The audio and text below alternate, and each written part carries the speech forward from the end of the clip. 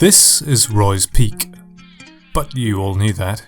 Straddling Wanaka and Glendew Bay, the lookout is one of the most recognisable in New Zealand. At the top of a 3-hour summit, it's a chance to rest, look out over the lake, and take that all-important picture. But don't take too long. There are people waiting. The Roy's Peak queue is now nearly as internet famous as the view itself. Climbers are all drawn to the same point, for the same reason, to take the same picture. Through social media, the ability to instantly see a picture, and just as quickly where it was taken, is changing how we see the world. Certain views and places are achieving celebrity status online. But it seems virtual reality is having some real-world repercussions. 20 years ago, this walk was a side note. In the 1998 edition of The Lonely Planet, it describes the view from Mount Roy as a knockout, but it's a postscript for walkers looking for a challenge, rather than a photo op. How did this view get so famous? An answer might be virtually impossible to find without looking at what was happening online. In the search data, we find an entirely different Roy's Peak. Around the summer of 2016, the interest spikes. According to Doc, the peak saw 75,000 people waiting for photos. One of the biggest challenges faced by park managers is the power of social media.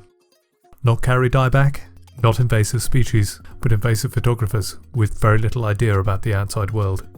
On the nearby Gertrude Saddle, 3 international visitors have died in as many years. These have been attributed to photo hunters with very little experience in the outside world, looking for photos they'd seen online. But how do we tackle this new danger to visitors and the sites? What? One organisation has an idea to preserve the great outdoors. Emergency. Leave No Trace, the Centre for Outdoor Ethics, has drawn up a new set of guidelines for the digital age. So it is called the Social Media Guidance. The voice you're hearing is from Ashlyn Oswald of Leave No Trace New Zealand.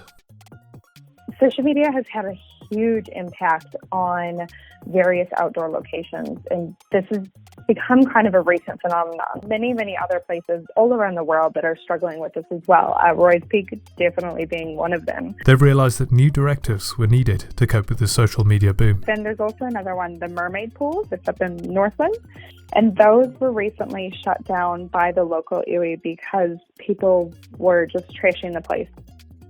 Had created a path that was never supposed to be a path. They were trespassing on land, so they had to close it down for years, is what they're saying, because it's just been completely ruined.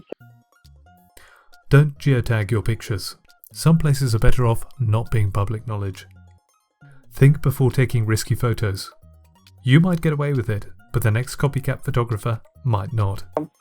For us at Leave No Trace, it's really important to educate people why you want to leave no trace. It's not just about going out in the outdoors and appreciating it. It's also about, okay, we want to do this so other people can do it years from now, and what that means when you step on that soil or you go off trail is really important. I think it's really easy to point your finger at Instagram and go, oh, it's just absolutely ruined the outdoors. But I actually think it's gotten a lot more people outdoors that didn't think the outdoors was something that was accessible to them, or that being quote unquote outdoorsy was something that they wanted to do. While Roy's Peak might be the poster child of how the internet is doing strange, possibly damaging things to our beauty spots, there is another more positive message to be taken away.